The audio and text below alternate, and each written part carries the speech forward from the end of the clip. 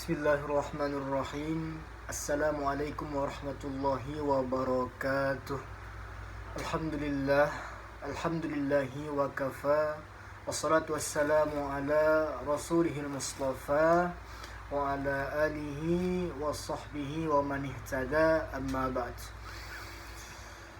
Segala syukur mutlak milik Allah Subhanahu wa taala, karena berkat limpahan rahmat Allah lah kita dapat menjalankan aktivitas kita, yaitu belajar menuntut ilmu agama. Kemudian salawat serta salam selalu tercurahkan kepada Nabi Agung, Nabi besar Muhammad sallallahu alaihi wasallam. Baik adik-adikku sekalian, alhamdulillah pada kali ini tepatnya di hari Sabtu ya, Sabtu tanggal 21 Agustus 2021 kita dapat dipertemukan kembali pada pertemuan kedua kita ya di kelas 12. Yang mana pada kali ini kita akan kembali mempelajari yaitu mata pelajaran Al-Quran Hadis ya, pada bab 2 ya di kelas 12. Itu tentang materi ujian dan cobaan. Baik adik-adikku sekalian, semoga kalian semuanya selalu dalam lindungan Allah Subhanahu wa taala, selalu diberikan kesehatan oleh Allah Subhanahu wa taala, sehingga terus semangat belajar dalam menuntut ilmu agama, walaupun ya lagi-lagi dalam keadaan sistem belajarnya daring ataupun online ya. Tetap terus semangat dalam menuntut ilmu walaupun dalam keadaan yang bagaimanapun ya, tetap semangat. Baik adik-adikku sekalian, langsung saja pada kali ini kita akan membahas materi tentang, yaitu pada bab 2 berkaitan dengan ujian dan cobaan ya, ujian dan cobaan. Adapun sebelumnya kita sudah mempelajari materi pada bab 1 tentang pola hidup sederhana dan menyantuni kaum duafa. Sudah habis ya itu. Saatnya kita masuk ke bab 2, materi tentang ujian dan cobaan. Yang mana di sini terkait kita akan membahas tentang ujian dan cobaan, itu yang berhubungan dengan firman Allah Subhanahu wa taala ya. Ada 2 surah, yakni surah Al-Baqarah dan surah Ali Imran ya. Baik adik-adikku sekalian, sebelum kita mulai pembelajaran pada kali ini, alangkah baiknya kita berdoa kepada Allah Subhanahu wa taala, semoga aktivitas kita ini selalu diberi keberkahan oleh Allah Subhanahu wa taala, diridhoi oleh Allah Subhanahu wa taala, sehingga kita dapat paham akan apa yang kita pelajari. Baik, dengan membaca basmalah ya, kita buka pembelajaran kali ini. Bismillahirrahmanirrahim. Raditu billahi rabba wa bil islami dina wa bi muhammadin nabiyya wa rasula. Rabbi zidna ilma warzuqna fahman kamila. Rabbi shrah li sadri yassir li amri wahlul 'uqdatam min lisani yafqahu qawli.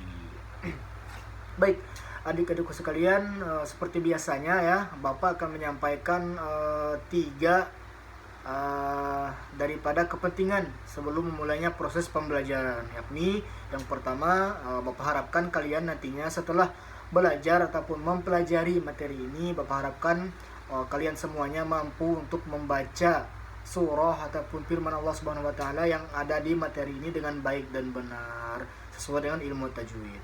Kemudian Bapak harapkan juga kalian harus bisa ya memahami isi materi pembelajaran yang Bapak ajarkan.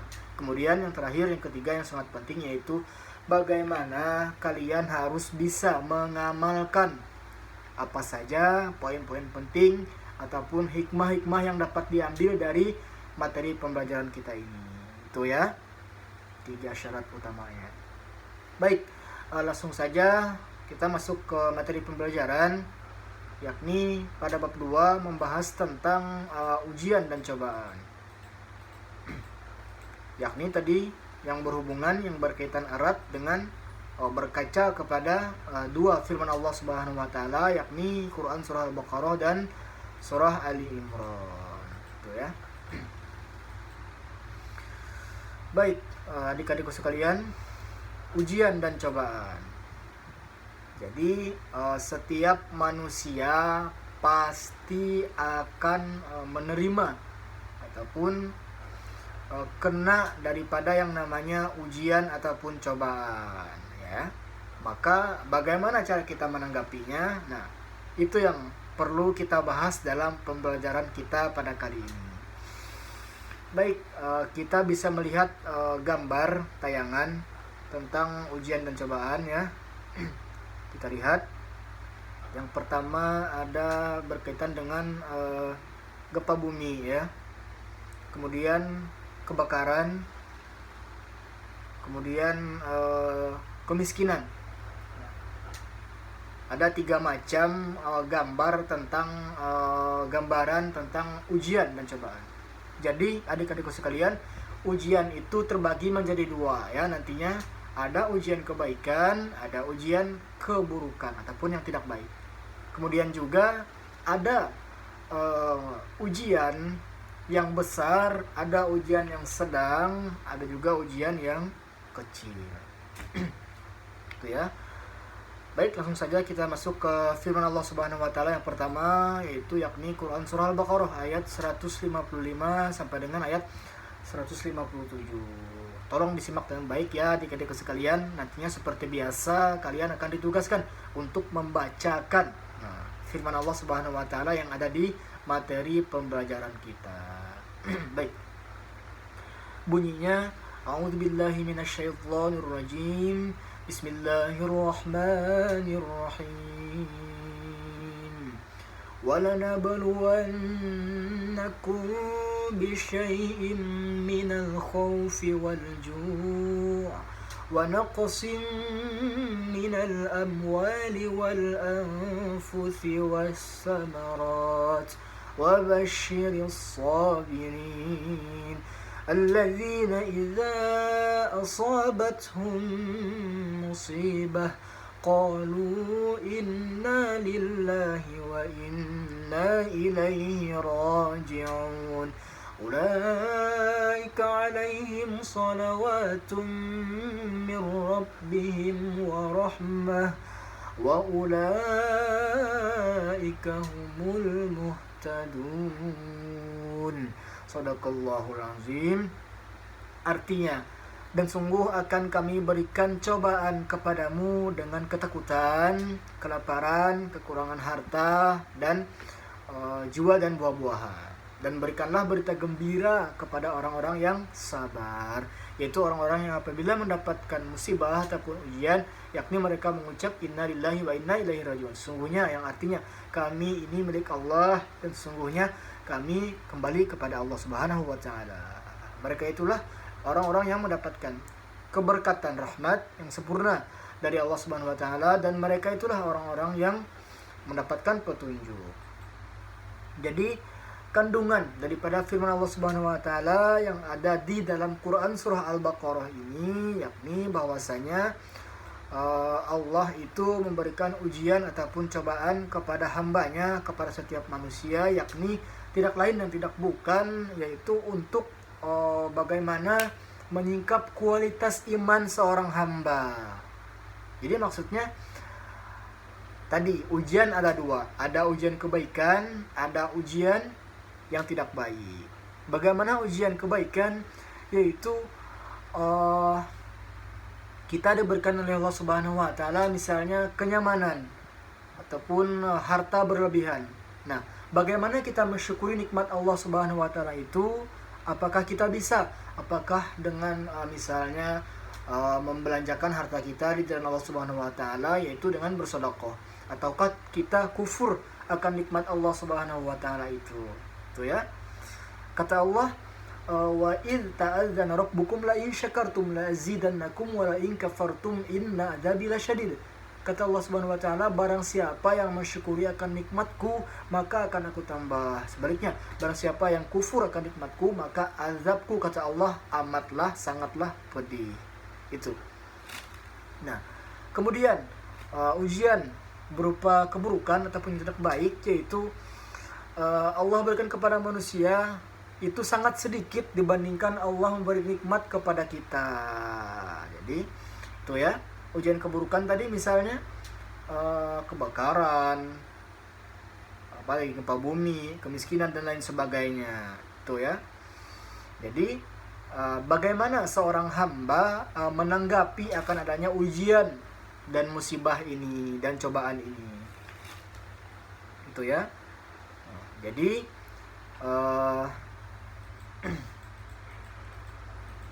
tadi ujian ada dua, ada kebaikan dan ada keburukan. Yang mana yakni sangat banyak Allah memberikan rahmatnya, nikmatnya, yakni berupa ujian kebaikan daripada ujian keburukan. Harus bersyukur kita kepada Allah Subhanahu wa Ta'ala. Nah, kemudian yang dapat diambil dari Quran surah Al-Baqarah ini yakni ada 5 macam. Yang pertama di situ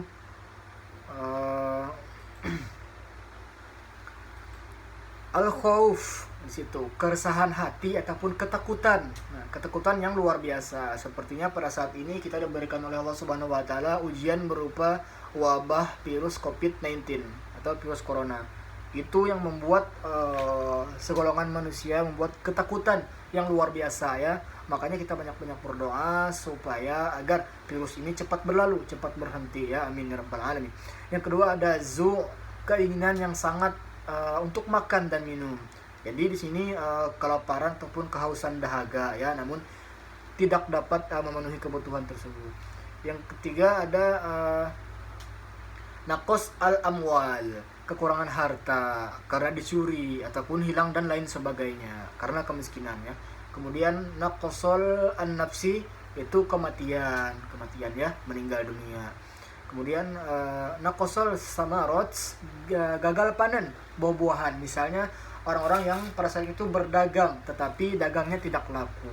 Itu ya, ketakutan yang ada 5 ketakutan yang ada di dalam surah Al-Baqarah ini. Jadi bagaimana tadi kita menanggapi ketika kita mendapatkan sebuah ujian ataupun cobaan, yakni orang-orang yang beriman menanggapinya dengan cara sabar ya, sabar. Bagaimana cara sabar? Yakni dengan mengucap tadi kalimat tarzi, inna lillahi wa inna ilaihi rajiun. Sungguhnya kami milik Allah dan kepada Allah kami dikembalikan. Itu contoh orang yang beriman yang sabar atas menanggapi datangnya sebuah ujian dan cobaan yang menimpa kepada dirinya. Baik, yang kedua yakni surah Ali Imran yang berkaitan dengan apa saja macam-macam musibah ataupun ujian itu, yang bunyinya tolong disimak lagi ya adik-adik ya. A'udzu billahi minasyaitonir rajim. Bismillahirrahmanirrahim. لتبلغن في أموالكم أنفسكم ولتسمعن من الذين أوتوا الكتاب